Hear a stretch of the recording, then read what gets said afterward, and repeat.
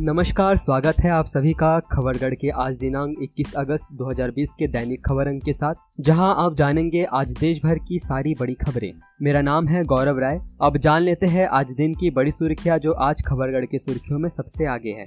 तेलंगाना में श्रीसेलम जल विद्युत बिजली घर परियोजना की सुरंग में स्थित पावर हाउस में लगी आग में अभियांत्रिकी विभाग के 9 कर्मचारियों के संयंत्र के भीतर फंसे होने की आशंका। बचाव कर्मी फंसे हुए लोगों को निकालने का प्रयास कर रहे हैं। राष्ट्रपति ने तेलंगाना के श्रीसेलम परियोजना बिजली केंद्र में लगी आग में हुए जान माल के नुकसान पर शोक जताया। प्रधानमंत्री मोदी ने तेलंगाना के श्रीसेलम परियोजना बिजली केंद्र में लगी आग में हुए जान माल के नुकसान पर शोक व्यक्त करते हुए पीएम मोदी ने घायलों के जल्द स्वस्थ होने की कामना की है। देश में खरीफ मौसम के दौरान इस वर्ष अभी तक पिछले वर्ष की तुलना में 8.5% अधिक क्षेत्र में बुआई की जा चुकी है। प्रमुख फसल धान की रोपाई 12% अधिक क्षेत्र में की गई है, जबकि तिलहन की खेती 14% का इजाफा हुआ है। झारखंड के साहिबगंज इलाके में शुक्रवार दोपहर भूकंप का झटका महसूस किया गया। रिक्टर स्केल पर भूकंप की तीव्रता 4.3 रही। अब खबरें राज्यों से। उत्तर प्रदेश में योगी सरकार ने प्रदेश में पिछले 9 साल के दौरान घटित अपराधों के तुलनात्मक आंकड़े पेश करते हुए दावा किया कि प्रदेश में अपराध न्यूनतम स्तर पर है। उन्होंने कहा कि अपराध और भ्रष्टाचार के विरुद्ध प्रदेश सरकार की जीरो टॉलरेंस नीति का नतीजा है। इस क्रम में डकैती के मामले में वर्ष 2016 के सापेक्ष 2020 में 74.50% और 2012 के सापेक्ष 74.67% की गिरावट दर्ज हुई है। महाराष्ट्र की उद्धव ठाकरे सरकार लॉकडाउन के दौरान आए बिजली बिलों पर बड़ी राहत देने की तैयारी कर रही है।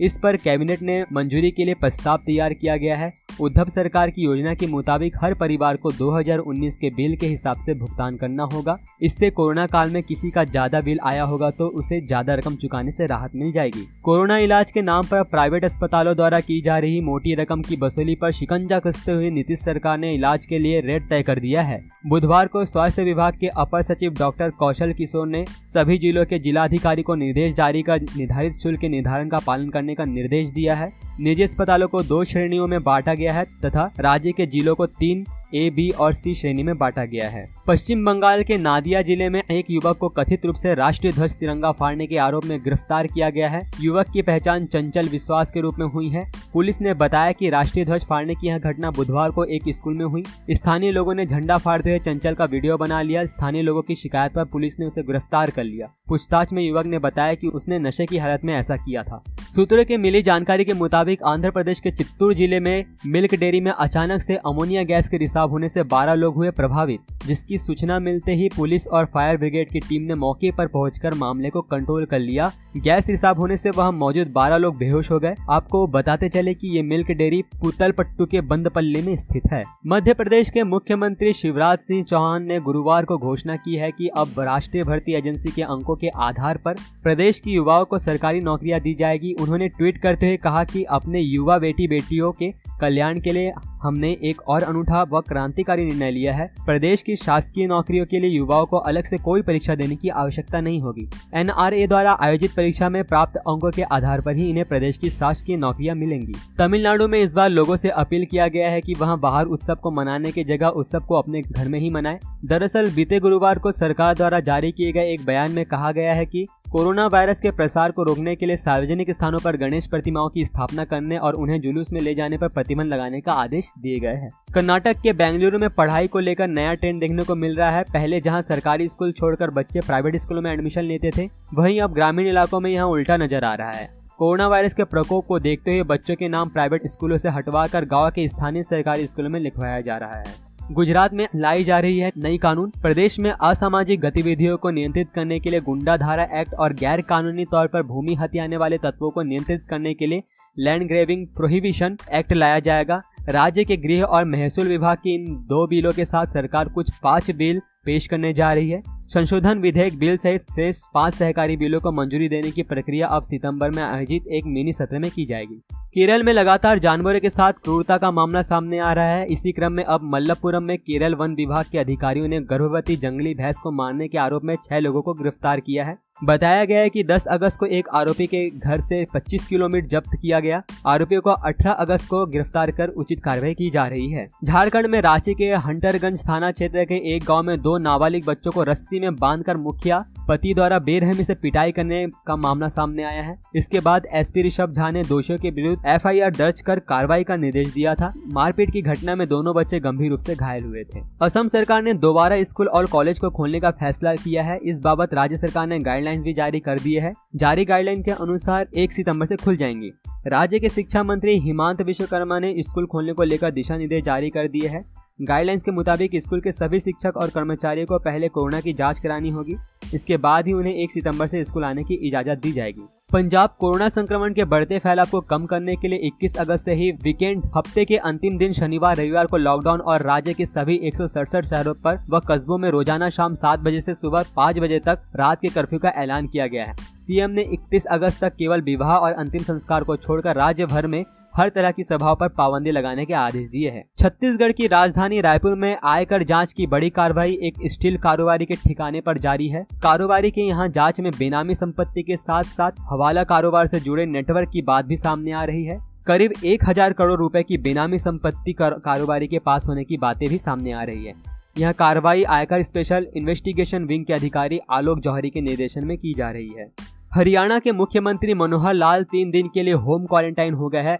चंडीगढ़ स्थित मुख्यमंत्री निवास पर कई कमांडो और कर्मचारियों के संक्रमित होने और कोरोना पॉजिटिव पाए गए केंद्रीय जल शक्ति मंत्री गजेंद्र सिंह शेखावत से मुलाकात के बाद सीएम ने यह कदम उठाया। हालांकि मुख्यमंत्री की रिपोर्ट नेगेटिव आ चुकी है, लेकिन उन्होंने एहतियात के तौर पर खुद को होम क्वारंटाइन कर लिया। 3 दिन के लिए मुख्यमंत्री निवास पर एंट्री प्रतिबंधित कर दी गई है। साथ ही सभी बैठकें भी स्थगित कर दी गई है। दिल्ली में लगभग 59 लाख लोग ऐसे हैं जिन्हें कोरोना का संक्रमण हुआ, उन्हें पता तक नहीं चला और वो ठीक हो गए। दिल्ली में हुए दूसरे सीरोलॉजिकल सर्वे की रिपोर्ट के आधार पर यहाँ आकलन किया जा रहा है।